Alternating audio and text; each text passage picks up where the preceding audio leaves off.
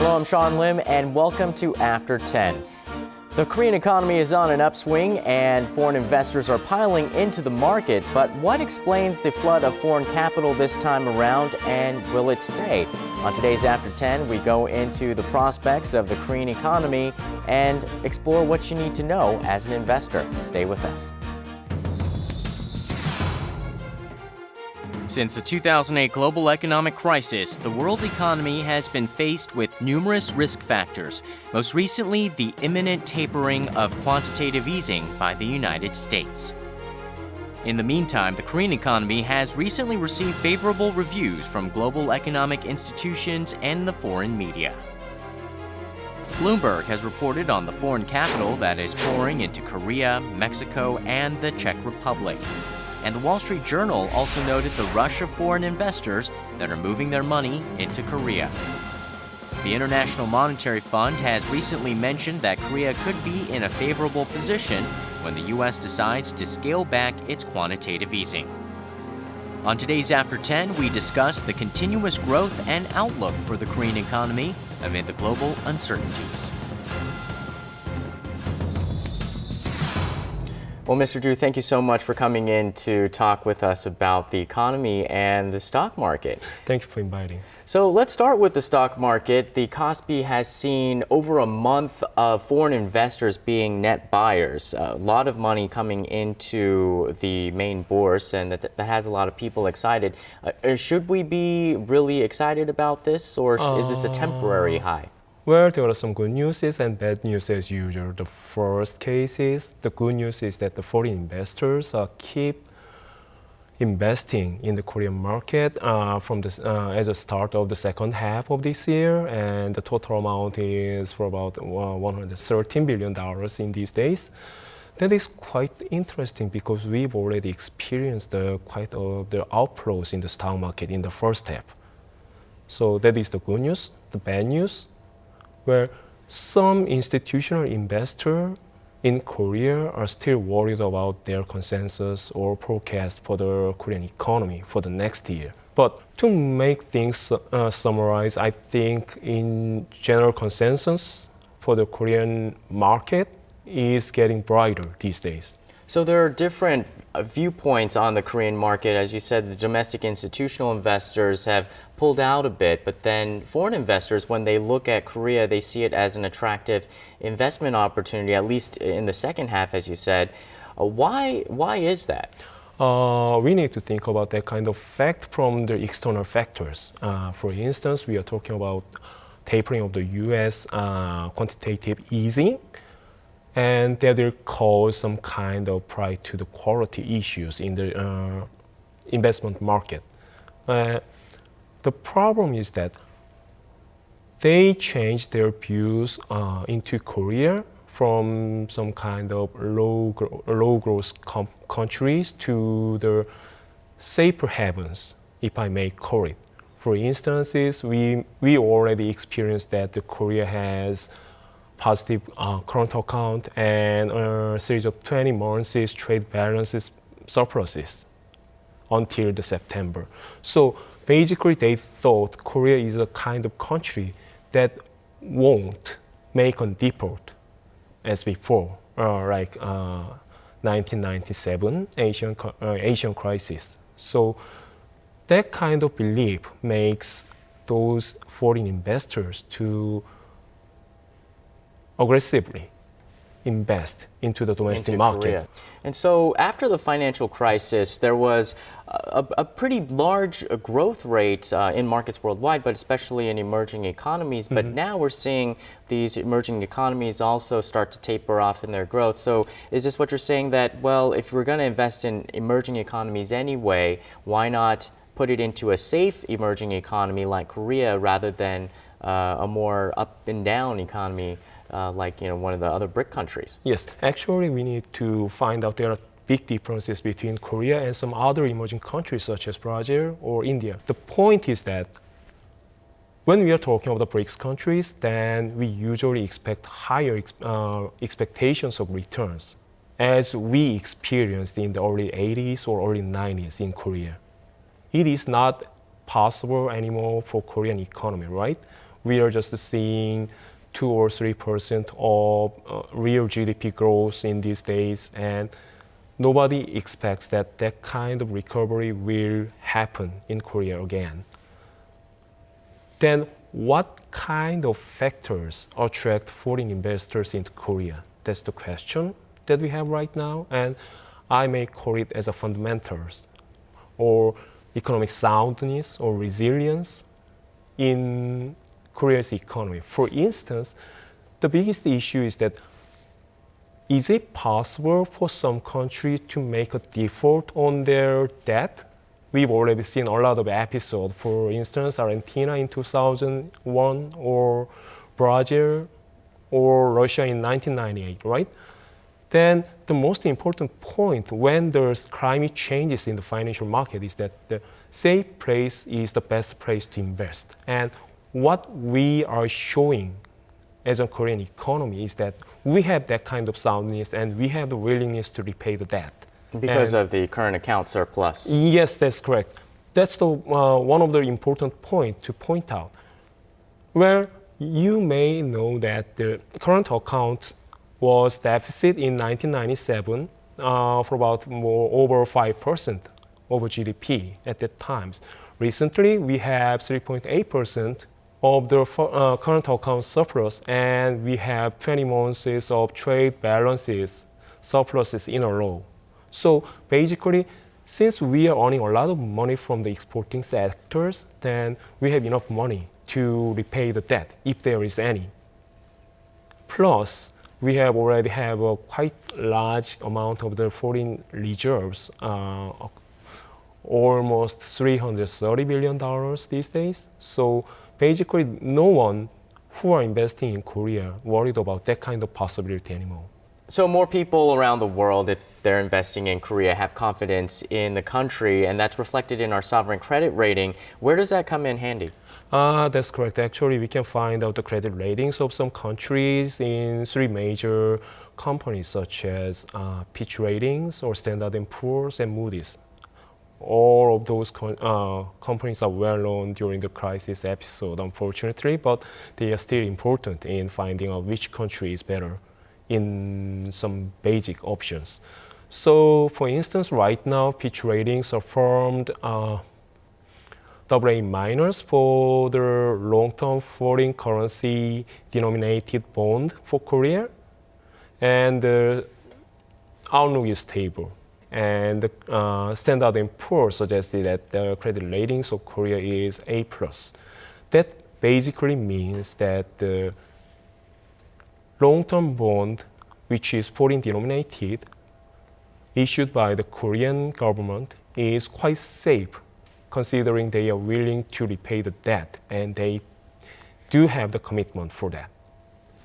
So the Korean government issued more than $1 billion of foreign exchange stabilization bonds, and that was a particularly important milestone. Why was that? The important point is that this kind of debt issuance is the benchmark for the other private sector companies who wanted to issue their debt in the foreign financial markets. For instance, let's just assume that there is one company and they want to issue their own debt in that market. Then what we will see is that the investors comes here and find out what's the benchmark is that, meaning what is the government debt values these days. And what we find out from this kind of issuance is that we've seen the 115 basis point from the US Treasury bond. So based on that number, we will add some kind of additional risk that this company faces. So that is very important point, how the number or spread is determined in the financial market. Second issue is that this number itself may not be so important from other perspective. For instance, in the bond market, they need to find out the exact kind of debt they want to hold. For instance, in the case of the credit default swap, the baseline asset is the Korean debt, which is denominated by the US dollars. And by issuing or providing this kind of bonds, the market itself is more liquidated in order to find out the more exact number of the price itself. Well, let's talk about companies and their issuing of debt. When foreign investors look into Korea, one of the criticisms has been a little bit of a lack of corporate transparency. A lot of the cross shareholding and trying to figure out whether they can trust the company. Have you seen any indications that concern can be alleviated? Well, I can give you some kind of example recent days that basically we already knew the foreign investors are quite familiar with the big companies like Samsung Electronics or Hyundai Motors. But recently what we've seen or experienced in the financial market is that they are more inclined to get in touch with smaller firms, such as the automobile parts or some kind of smaller size companies. So that means basically foreign investors are not worried anymore about transparency issues. If they had that kind of issues still, then they will never try that kind of smaller companies investment anymore. So we mentioned in the first half of the year, we've been concerned that the KOSPI was losing some investment, and now we're flush with investment. Should we be concerned that this is perhaps some hot money moving in and out? We consider this kind of investment from foreigners are hot money or some kind of fast money from the hedge fund or something like that. The first one is that if there is a hot money, then they usually more interested in the liquidations rather than the potential returns. So they are more focused on the bigger size of companies rather than the smaller ones. That is the first idea. And the second idea is that hot money moves very fast. So we are talking about the 39 straight days of the foreign investment inflows in the stock market. That usually doesn't mean that hot money is moving in with that kind of steady phase. So we've seen some capital flowing out of developing countries like Southeast Asia. Are they part of the group that is concerned? Well, Southeast Asian countries are relatively okay, except Indonesian cases. But yes, they are a little bit volatile these days. But I worried more about the BRICS countries such as Brazil or India. The basic problem related to the India is that they cannot survive, or investors perceive that it is really hard for them to survive after the sudden stops, like they face right now, because their current account is in the negative positions and their government debt is more than 67%, which is twice as much as the Korean level right now. Right. Well, Korea's export market has done quite well. The Ministry of Trade and Industry and Energy says that it's about $2.2 billion a day. What explains the continued growth of Korean exports? Well, actually, I would like to point out that the shipbuilding sectors showed quite surprising numbers in this September, such as 60% growth in monthly basis, and also semiconductors showed quite impressive numbers with a 21% of jump in September. So those are two main drivers in exporting growth in September. But basically, what we've seen is that Korea's exporting sector is relatively well diversified. For instance, what we can see is that the five major exporting sector is the semiconductors, petrochemicals, shipbuildings, cars, and display panels. That means, and these five sectors covers almost 40% of total exports. More impressive point is that the first one, semiconductors, covers only just slightly over than 10%. That means the exporting weight of those sectors are quite flat in these days. That means we've already seen the well-developed exporting sectors, which is diversified well. In this case, what we can expect is that if there is some kind of negative impact in some sector, other sector may cover that. For instance, in case of last year, we've seen there is a quite big slump in the shipbuilding sector. That means on year basis, actually shipbuilding sector exports decreased by 30% in 2012. But that kind of big slump is covered by some other sectors. In the last year, that was petrochemicals, because the demand of the petrochemicals in China increased suddenly at that time. So this kind of diversification issues and consistent investment into the R&D sectors of those highly technological sectors contributed to the stable growth of the exports in Korea. How do you see 2014 shaping up? The main trade partner of Korea is China and United States.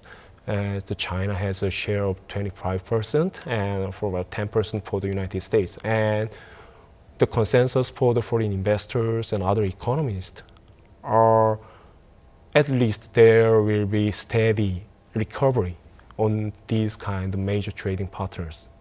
So that will help the steady pace of the export growth and contribution to the growth in the Korean economy. Second issue that we've been worried about the potential lower ends, and we will have some serious competitors in the exporting markets with the Japanese companies. But what we found out in the experience from the first half in 2013 is that even though the yen depreciated seriously, the Korean companies can survive after that kind of serious competition. And why is that? Is it products?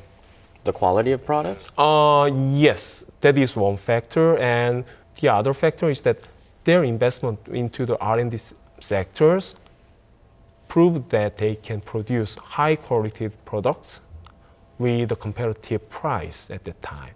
For instance, in the case of the mobile phone market, we've already seen the market share of the Samsung Electronics is getting increased these days. So what kind of strategies should Korea implement to continue its export growth? Okay, I'll try to explain this kind of potential policies for the governments into two sectors. The first one is for the already grown up sectors like electronics or IT sectors, that bigger market will make bigger potentials for the higher returns, right? So what we need to expect for the government is to find out a way to increase the potential markets by using their agreement with the United States and the Euro. For instance, in the case of Eurozones, we've already signed up the pre-trade agreement, right? And the government tries to get a similar agreement with China also, and some potentials for the Japan. We have seen a lot of controversies or negative effects of the free trade zones in the economic sense, but at least what we can agree is that the free trade agreement will provide private sectors a wider markets. That is one of the important points that government try to pursue. And the second point is that there should be some other sectors that are ignored from the government point of view, such as small companies or highly information technology oriented companies, or some financial sectors, where actually, as we've already seen that Korea is included in the higher income countries, that we need to change our focuses into the higher profitability sectors, such like that. And recently, Korean government tries to establish some kind of various funds which facilitated the supplying of the capitals into those sectors. But I'd like to see governments will try a little bit harder in this sector so that we can see some kind of developments such as connexes for the small companies and some other issues. Well, we still don't know when the U.S. will start its tapering of its bond buying program, but nevertheless, should we make some preparations? Definitely. Well, from the Korea's point of view, we need to be careful about the changes of the money flows in the financial market. As I told before, as tapering started, then the yields of the bond will be higher, especially for the developed countries, and the money may be moved into those countries from the emerging markets. Then if we have some kind of exposures in those emerging countries, then we need to closely check if these countries are quite safe or if we are just confused about their potentials for the bright future. And do you think we're doing the right thing now to prepare for a solid economy over the next decade? Basically, I think it's a positive steps we can see right now. For instance, is if the yield of the bond market goes up, then we've already told that their focus should be changed to the other markets, such as the stock markets, and that's what we are seeing these days with the movement of the foreign investors. I would like to point out something related to this point, that if you are an entrepreneur in Korea, then this may be the good time to your focus of the capital raising from the bond market to the stock market. Well, as we already knew that the IPOs in the stock market was very bad in 2012 and 2013, but as the price of the bonds are getting lower, then the relative price of the stock market will be more attractive for capital raising. So I would like to see the participants in the stock market are more prepared for that kind of possibilities. All right. Well, it sounds like there's a bright future ahead. Thank you so much. Thank you. After 10 made its debut on November 2nd, 2012, and this Friday marks its first year anniversary. You can always drop us a line and give us your thoughts and comments. We look forward to hearing them. And that does it for us tonight. Thanks so much for watching. We'll see you soon.